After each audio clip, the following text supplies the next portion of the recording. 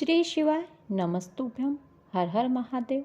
आज से पूज्य गुरु जी की पंच पुष्प शिव महापुराण कथा कोटेश्वर महादेव में शुरू हो चुकी है। आज की कथा में गुरु जी ने पंच पुष्प में से एक पुष्प की जानकारी दी है, जिसका नाम है पारिजात। इस पुष्प को हर श्रृंगार का पुष्प और शिडली का पुष्प भी कहा जाता है। गुरु जी ने बताया पारिजात का पुष्प कब, क्यों और कैसे चढ़ाया जाता है। तो चलिए जानते हैं। पारिजात का पुष्प देखने में सफ़ेद कलर का होता है और इसकी डंडी नारंगी कलर की होती है। यह पुष्प रात में खिलता है। इस पुष्प को केवल सोमवार की अष्टमी के दिन या फिर हर महीने आने वाली मासिक शिवरात्रि के दिन चढ़ाया जाता है। पारिजात के पुष्प के केसर से महादेव को त्रिपुंड भी बनाया जाता है।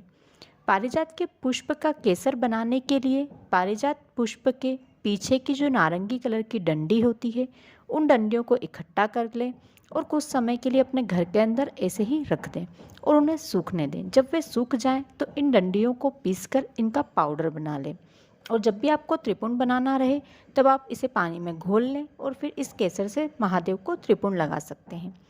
आज शिव कथा कहती है, यदि संतान की प्राप्ति की कामना हो या किसी कारणवश वंश की वृद्धि नहीं हो रही है या किसी कार्य की सिद्धि के लिए, मनोकामना पूर्ति के लिए, वैभव की प्राप्ति के लिए शिवजी को पारिजात का पुष्प चढ़ाया जाता है। पारिजात का पुष्प शिवलिंग में पहले माता अशोक सुंदरी की जगह चढ़ाएं।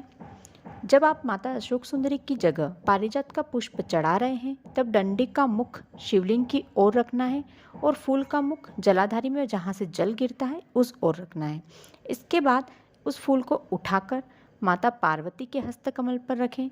जब आप माता पार्वती के हस्तकमल पर फूल रख रहे हैं तब फूल का मुख शिवलिंग की ओर और डंडी का मुख हमारी ओर रखना है, यानी अपनी ओर रखें। इसके बाद वो पुष्प वापस उठाकर शिवलिंग पर रखें। जब आप शिवलिंग पर रख रहे हैं पुष्प को, तब उस पुष्प का मुख आपकी तरफ और डंडी शिवलिंग पर रखी होनी चाहिए।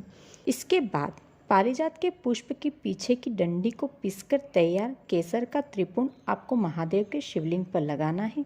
त्रिपुंड लगाते समय अपने मन की बात महादेव से कहें। ये उपाय केवल सोमवार की अष्टमी दिन किया जाता है, क्योंकि सोमवार की अष्टमी के दिन इस उपाय को करने से हमें ज़्यादा फल की प्राप्ति होती है। यदि आपको पारिजात का पुष्प आसानी से मिल जाता है, आपके घर में पेड़ है, तो आप पारिजात का पुष्प हर महीने आने वाली मासिक शिवरात्रि के दिन महादेव को अवश्य समर्पित करें। इससे महादेव आपका हाथ सदैव के लिए पकड़ते हैं, आपको पीछे पलटकर कभी देखना नहीं पड़ता। इसके अलावा जब आप रोज़ महादेव को जल चढ़ाते हैं, यदि आपके पास पारिजात की डंडी का केसर रखा है तो उसका त्रिपुंड आप रोज महादेव को लगा सकते हैं। गुरुजी ने बताया है 3 शिवालय ऐसे हैं जहां पारिजात के पुष्प को चढ़ाने से मनवांछित फल की प्राप्ति होती है। जीवन में कभी भी आपको एक बार भी यदि मौका मिले तो इन तीनों जगह में से किसी भी एक जगह पारिजात के पुष्प को अवश्य चढ़ाएं।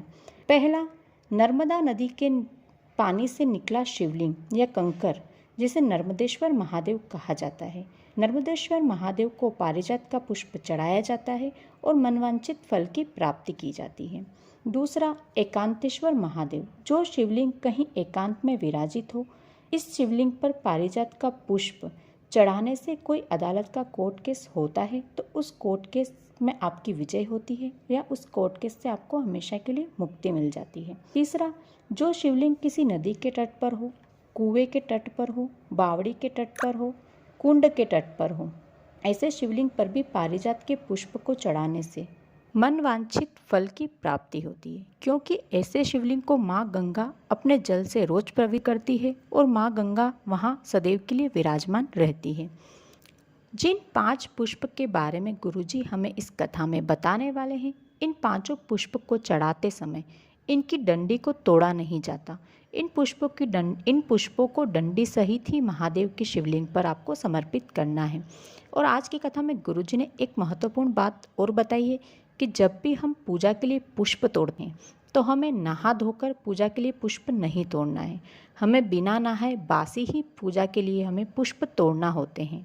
शिव महापुराण में ऐसा लिखा गया है। शिव महापुराण से गुरुजी ने आज की कथा में ये बात हमें बताई है। इसके अलावा गुरुजी ने ये भी बताया है कि गंगाजल, कमल का पुष्प, बेलपत्र और तुलसी दल कभी बासी नहीं होते। इन्हें हम हमेशा पूजा में इस्तेमाल कर सकते हैं। तो दोस्तों, ये थी आज की कथा की पंचपुष्प का पहला पुष्प, जिसके बारे में आज की कथा में गुरुजी ने बताया है। इस कथा के 5 पुष्प के बारे में जानने के लिए मेरे चैनल को तुरंत सब्सक्राइब कर लें और आज का वीडियो अच्छा लगा हो तो वीडियो को लाइक करें और ज़्यादा से ज़्यादा शेयर करें। कमेंट में हर हर महादेव लिखना बिल्कुल भी ना भूलें। धन्यवाद।